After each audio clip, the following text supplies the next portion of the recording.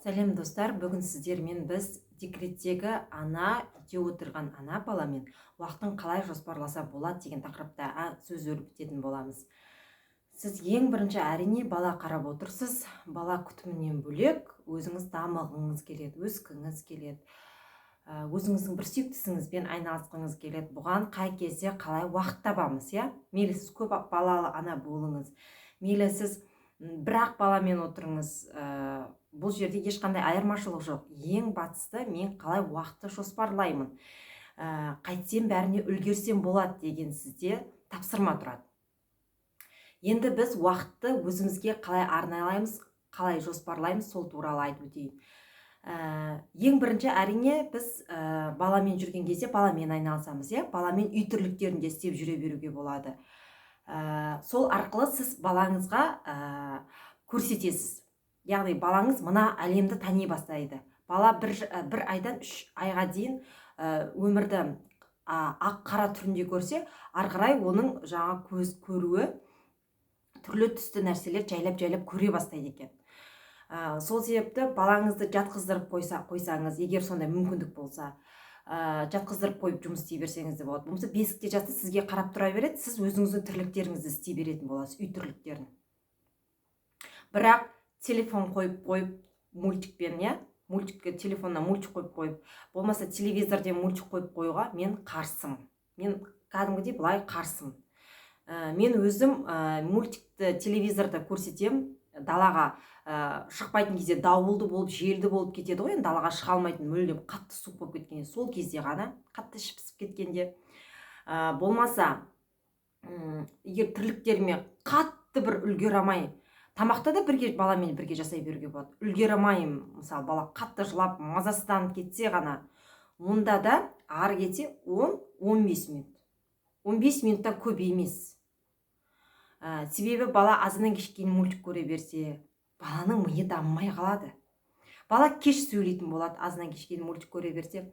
Бала не істеп жатсың, не қойып жатсың, андай болып қалады, дамымай қалады да, миы жетілмей қалады. Екіншіден, үшіншіден, бала мультикке бүйтіп қатып қалып бүйтіп отырады. Міне, қатып қалып өсіп отырады, қимылдамай. Яғни бала кеш дами бастайды.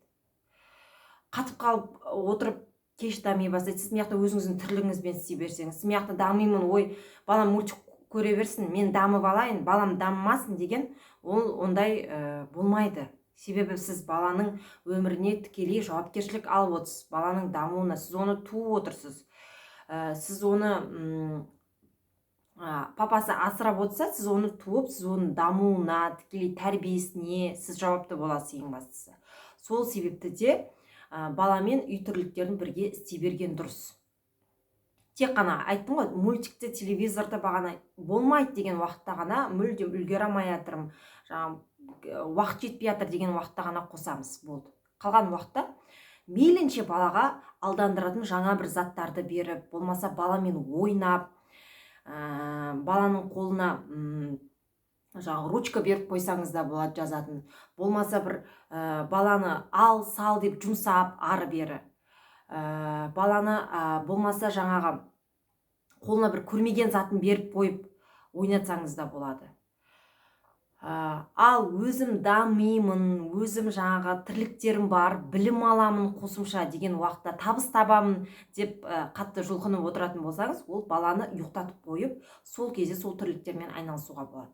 Бала ұйықтап жатқан кезде, бала сізді мазаламайды, сіз оны мазаламайсыз. Бала ұйықтап жатқан кезде түскі уақытта 1 жасқа дейін бала, 1 жастан асқаннан кейін де, 1 жасқа дейін де бала кішкене ұйықтайды. 2 мезгіл ұйықтайды, кейбіреулер 3 мезгіл ұйықтайды. Енді бұл жерде баланың қаншалықты қозғалғанына байланысты, қаншалықты активны болғанына байланысты, былайша айтқан кезде. Сол уақытта сіз өзіңіздің дамуыңызға жұмсасаңыз болады. Кітап оқисыз ба, тоқыма тоқисыз ба, болмаса жаңа ақша табатын әртүрлі не айтсам екен, пирог пісіріп сатады біреулер жаңа блог жасайды, блог түсіресіз ба, ол кезде блогыңыз, болмаса мен секілді YouTube канал түсіресіз бе, соның бәрін бала ұйықтап жатқанда жасауымыз керек. яғни бала сізге кедергі жасамайды, сіз балаға кедергі жасамайсыз, екеулеріңіз де дамитын боласыздар. Бағанағыдай үй жұмысын, үй тірліктерін, тамақ істеу, үй жинау, иә, баламен далаға серуен деп келу, оны баланы ояу кезінде болу керек. Бала ұйықтап жатқан кезде сіз осындай өзіңіздің тірліктеріңізге, өзіңіздің дамуыңызға арнай аласыз. Бұл жоспарды біз мынандай блокнотқа жоспарлап жазып қойсақ болады. Блокнот негізі өте жақсы жұмыс жасайды.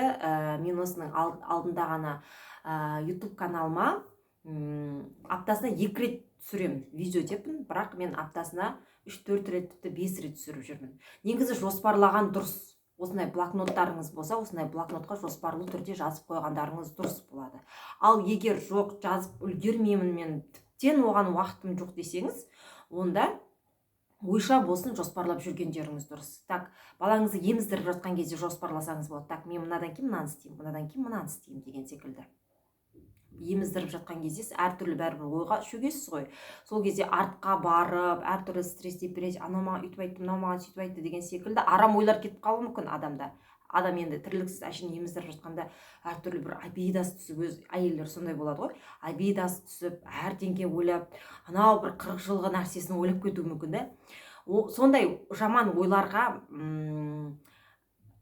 ойларды ойламас үшін сіз мынадан кейін не істеймін, анадан кейін мынаны істеймін, мынадан кейін мынаны істеймін деп жоспарлап қойсаңыз, сіздің ойыңыз да таза болады, сіздің көңіл күйіңіз де жақсы болады, сіз дамисыз да, ақшаны да табасыз, балаңызға да қарайсыз, күйеуіңізге де қарайсыз, ата-енеңіз болса ата-енеңізге де қарайсыз, барлығына қарап, барлығына уақыт бөле аласыз. Егер көп балалы ана болсаңыз, бір балаңыздан кейін екінші баланың дамуына бөлесіз, бәлкім сіз оларға сабақ оқытатын шығарсыз, иә, кешке жақын, болмаса біртүрлі үйірмелерге апаратын шығарсыз.